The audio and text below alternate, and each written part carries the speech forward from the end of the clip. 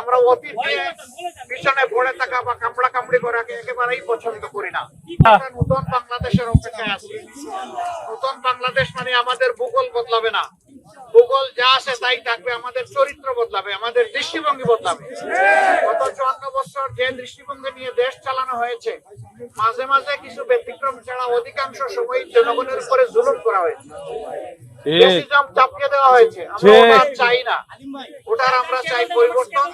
আমরা একটা ন্যায় ইনসাফ ভিত্তিক সমাজ চাই, আমরা দুর্নীতিমুক্ত একটা সমাজ চাই, আমরা বৈষম্যহীন একটা সমাজ চাই, আমরা আমাদের শিশুদের জন্য একটা নিরাপদ দেশ চাই, আমরা আমাদের জনগণের জন্য, মা বোনদের জন্য একটা নিরাপদ দেশ চাই। আমরা আমাদের বেকার সন্তানদের হাতে কাজ তুলে দিতে চাই এবং সবাই মিলে দেশটাকে আমরা সামনের দিকে এগিয়ে নিতে চাই। আমরা অতীত নিয়ে পিছনে পড়ে থাকা বা কামড়া কামড়ি করাকে একেবারেই পছন্দ করি না। আরএফএল চেয়ার, ক্ষমতার নয় সমতার চেয়ার। জামাতে ইসলামী আইনের প্রতি শ্রদ্ধাশীল, এই জন্য আমরা অনেক জিনিসই মেনে চলার চেষ্টা করি বা সবগুলাই মেনে চলার চেষ্টা করি। এই মিরপুর এবং কাফরুল দীর্ঘদিন সন্ত্রাসের কবলে জর্জরিত ছিল। আমরা দোয়া করি আল্লাহ তাআলা যেন এখানে শান্তির পরিবেশটা সৃষ্টি করে দেন এবং যাদের মাধ্যমে এই শান্তি প্রতিষ্ঠিত হওয়া সম্ভব তাদের হাতেই যেন আল্লাহ সমাজের এই দায়িত্বটা তুলে দেন, আমানতটা তুলে দেন।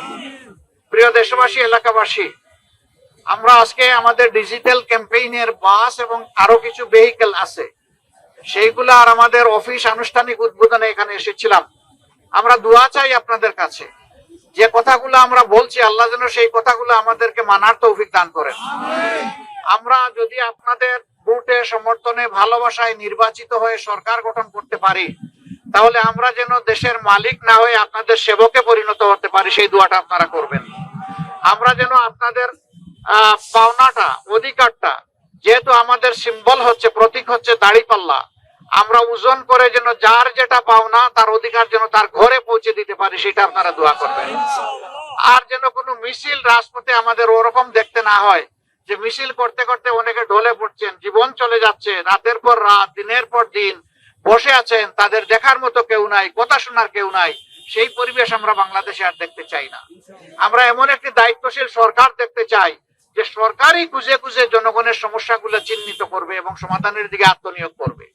এরকম একটা ইনসাফ ভিত্তিক সমাজ আমরা গড়ে তুলতে চাই। যে সমাজ হবে আমাদের, যে যুব সমাজ 24 বুক চিতিয়ে লড়াই করে আমাদেরকে আপাতত মুক্তি এনে দিয়েছে, তাদের কামনা, বাসঙ্কা এবং আকাঙ্ক্ষার সমাজ হবে, সেই সমাজটা আমরা করতে চাই। যুবকদেরকে ধন্যবাদ, মা বোনদেরকেও ধন্যবাদ। এই লড়াই, আল্লাহু আকবার।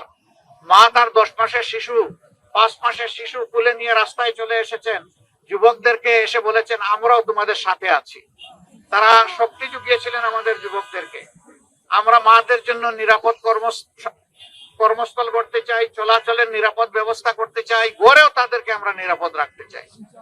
যারা ঘরে থাকতে ভালোবাসবেন তার ভালোবাসার ঘরটা যেন নিরাপদ হয়। যারা কাজ করতে চাইবেন তার কাজের জায়গাটা যেন সম্মানের এবং নিরাপত্তার হয়, সেই জায়গাগুলো আমরা ইনশাআল্লাহ তৈরি করতে চাই। আর যুবক যুবতীদের হাতকে মজবুত কারিগরের হাত হিসাবে গড়ে তুলে তাদের হাতে সম্মানের কাজ তুলে দিতে চাই। আমরা বেকার ভাতা দিব না, কাউকে বেকার বানাতে চাই না, আমরা বেকারত্বের অবসান ঘটাতে চাই। আল্লাহ যেন সেই বাংলাদেশটা আমাদের সবাইকে সমবেত উদ্যোগে গড়ে তোলার তৌফিক দান করেন।